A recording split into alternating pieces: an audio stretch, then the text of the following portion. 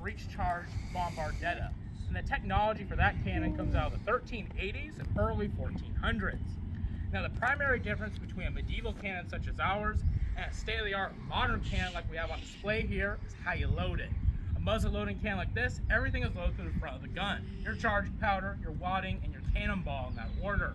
However, our cannon's barrel is actually a tube open on both ends, because your charging powder goes into a separate container called a powder mug or a servidor. And you can see the spare one standing upright next to the gun carriage. And once you get your powder into that servidor, you're gonna pick it up, and it weighs about 80 pounds, and insert it into the back or breech end of the cannon. Then take a large bar of wood, known as a breech block. Drop that behind the servidor to hold it in place. While you're doing that, another crew member is getting a cannonball down the barrel, you prime it, fire.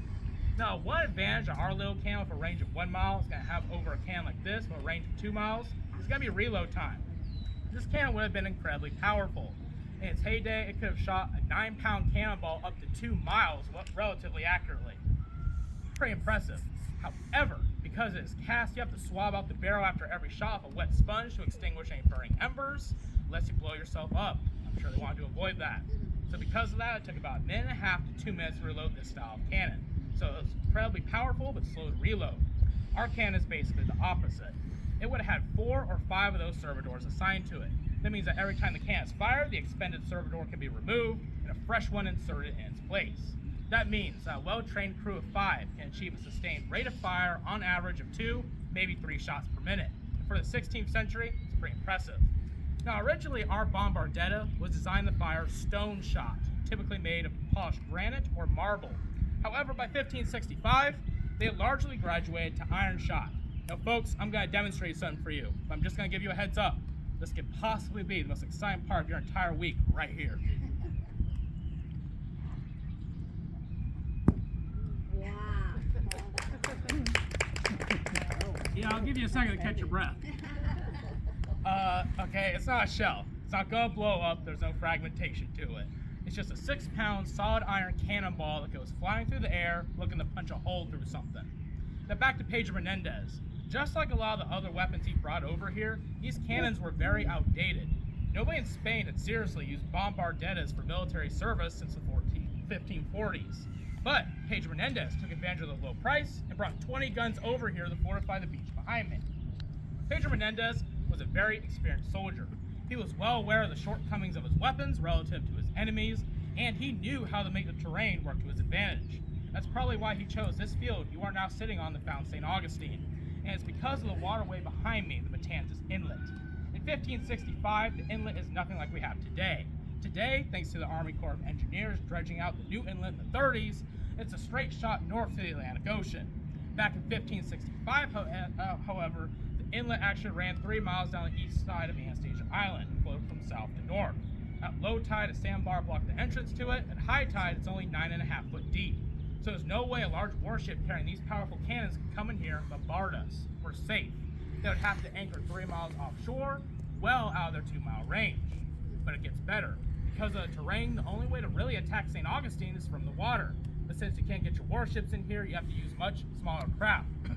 Like the longboat we have on display on the south end of the field. That is called a chalupa. It's a type of transport or workboat. And every sailing vessel of the era is going to have a boat similar to that with them. This cannonball, it doesn't seem very impressive. However, against a boat like that, it would go through the sides of it like it was made of wet cardboard. If you're inside that boat when that's taking place, you're having a horrible evening. Just think about it. 20 guns, 2 shots per minute. That's a lot of iron cannonballs coming your way at any given time. Now, the ball strikes below the waterline, the longboat will begin to sink. Here's some fun historical trivia for everybody. 80% of the population coming from Europe in the 16th century cannot swim. So the bottom line is this: that boat goes down, the enemy's going with it. So even though these weapons were considered obsolete by 1565, they were more than adequate to defend this area. Now typically they would use about 2 pounds of gunpowder to fire the 6-pound cannonball at its maximum range. And we're not going to use quite 2 pounds, and after Bob, the black powder expert, fires it off, I'll tell you precisely how much we really used. I think you'll be surprised. Now I do have a disappointing caveat. We are not going to be shooting a cannonball. Pretty good reason. For one, this is the only cannonball we even own. Second off, it's highly illegal to fire live ordnance out into the bay. Me and my buddy don't want to go to jail looking like this. I don't think the hat's very flattering on me. So instead, what we're going to do is just fire off a blank shot. I'm going to give them 2 commands. Viva St. Augustine and Fuego for fire. It's going to be quite loud, so now's a good time to cover your ears if you wish.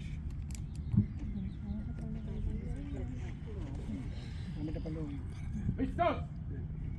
Viva St. Augustine! Viva! Fuego!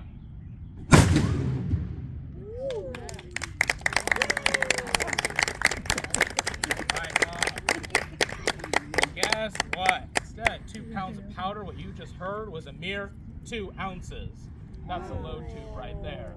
So if 2 ounces can make that kind of noise, just imagine what 2 pounds can do. Now some of you probably did see something flying out of the muzzle of the cannon, right? I was telling the truth. That was not a cannonball. That was actually our wadding. What we use here for wadding is just good old Spanish moss from the trees. Alright everybody, that concludes our cannon demonstration. I hope you enjoyed. I know I sure did. If you got any questions, please feel free to let me know. Otherwise, have a great day. Thank you.